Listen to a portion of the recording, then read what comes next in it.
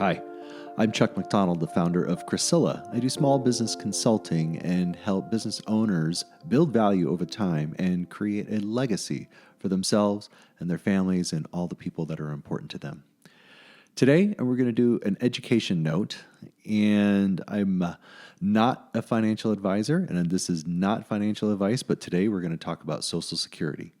It has been in the news an awful lot lately, and I remember when I was an advisor, I used to give a lot of presentations on retirement plans and planning, and Social Security was a huge part of that. And I believe there are a lot of misconceptions about Social Security, and I believe there still are. And obviously, with it being in the news, I thought I would basically go back and revisit that presentation that I used to give. But I'm just going to do it in the form of a nice casual conversation. So, what is Social Security? Obviously, it is a system that we pay into, and then it is used to provide income to people once they retire, plain and simple. But there's a few things about the system that people, I don't think, completely understand. The first is the idea that they're paying into some sort of a system and it's some sort of a bank account for them to draw on later. Not true. What it is you pay into a system and then through your payroll tax, and then those monies are turned around and actually delivered to beneficiaries. And one of the things that makes the system so fragile right now is that when Social Security was started, there were about 20 workers for every recipient. Today, that number is less than 3. So, you can imagine that the system was very, very healthy when it had a lot of people paying into the system and they weren't paying out as many benefits. Furthermore, when Social Security was started, life expectancy was actually around 65 years old. So if you actually made it to 65 and beat the odds, then you started drawing. Well, today's life expectancy is about 78, 79 in there. And the full retirement age for Social Security is 67. So there's a huge gap. So demographically, that also puts the system under some sort of stress. Interestingly enough, the very first person to receive Social Security paid $24.75 into the system and ended up collecting almost $23,000 in benefits because she just happened to live to 100 years old. All right. So it was never meant to be a complete substitute for earnings, just a supplement for people who actually were very, very elderly and exceeded their life expectancy. Politically, it has been something that almost never gets touched or reformed, and that is one of the reasons why we're in this challenge today. They call it the third rail of politics. And if you don't know where that phrase comes from, if you think about an electric train, there's 2 rails that they run on, and then there's a third rail that provides power. You don't want to touch the third rail because you're dead. And the reason why politicians never touch Social Security, because it is the third rail. Their political career would die if they ever talked about doing anything outwardly about Social Security. So it doesn't get discussed. But the issue is that it's not a political problem. It's actually a math problem. And that is why we're in this situation right now. So what is the best way to deal with it? Well, I used to get obviously a lot of questions when I was working with retirees about how to best manage this benefit, because it can be a significant one over the course of a lifetime. Most people take it early. You are able to take Social Security as early as 62, despite the full retirement age for most people being around 67 years old. Now, the trick is that if you take it earlier, you get a reduction in benefits. And then if you can actually have the ability to take it later than age 62, and you get what's called delayed retirement credits. So your benefit actually increases. Now, obviously, there is some sort of there's some sort of actuarial estimation that has to go into how long you're going to live. And, we always used to say that financial planning is super easy if you could just tell me when you're going to pass away. Because then you can just run the bank account down to zero at that time and you'd be done. But not everybody really knows that, obviously, and potentially for good reason. So we're trying to often make smart decisions about that. Now, obviously, your results may vary, and we want to make sure that you are seeing a professional and having these questions answered for your specific situation.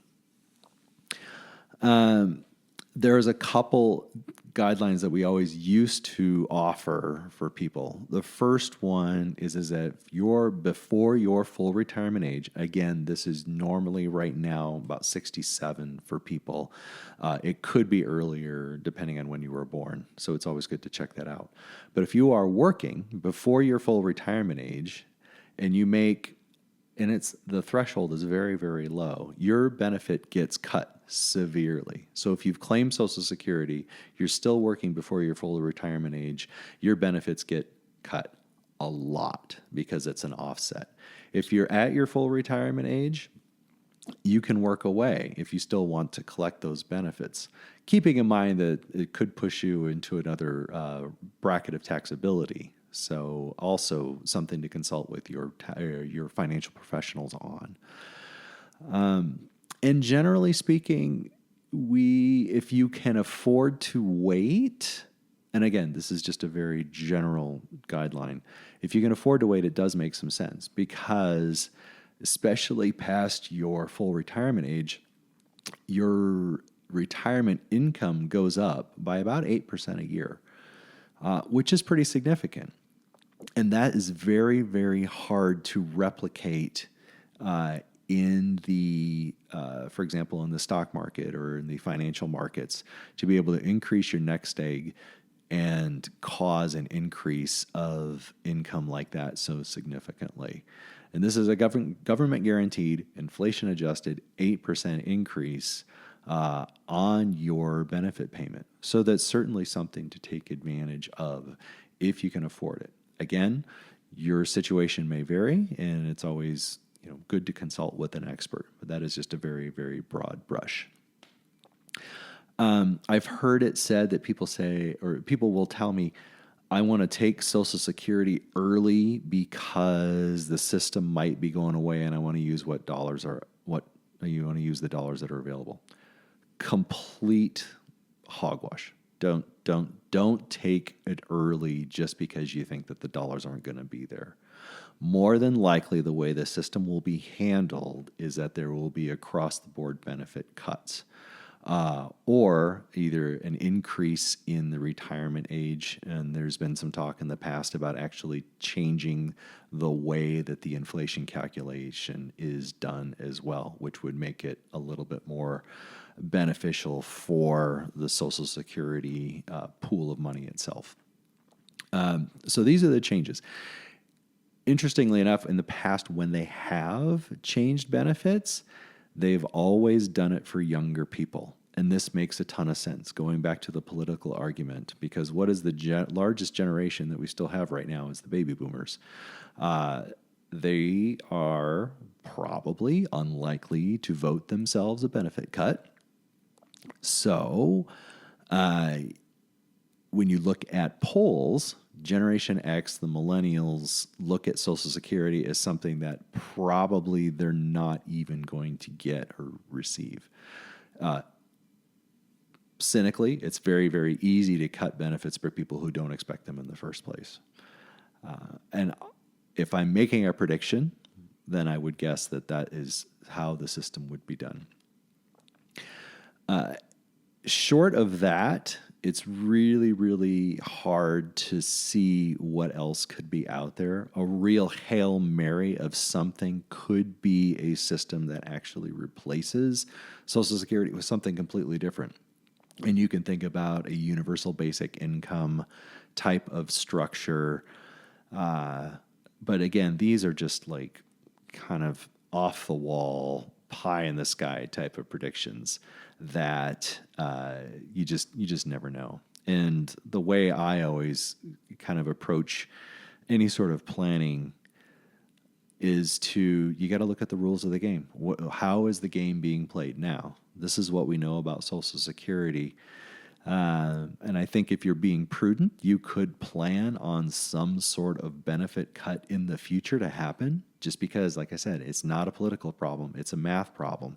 And eventually they're going to get to a point where the system needs to be saved. And the way to do that is to reduce benefits. It might not be what you want to hear. It might not be what anybody wants to hear. I certainly don't like to hear it. I've paid into the system for a long time. Obviously, if you're a business owner, you've paid double into the system because as a self-employed person, you pay both halves of that. So your tax, your payroll tax, is double. And no one likes to hear that they're not going to get that money back. But that's just a fact of the matter and the way that the system is designed and the way that the system works today. All right. Well, I wish I had better news for you on that front, but who knows? We'll see what happens in the future. They could come up with something completely off the wall and different. But in the meantime, stick to the rules of the game, understand how the system works, and keep doing the things that you need to do as far as planning to ensure that your legacy is protected. All right. And with that, I'm Chuck McDonald, founder of Chrysilla. We do small business consulting and help business owners create value and a legacy for their future. Thanks for watching.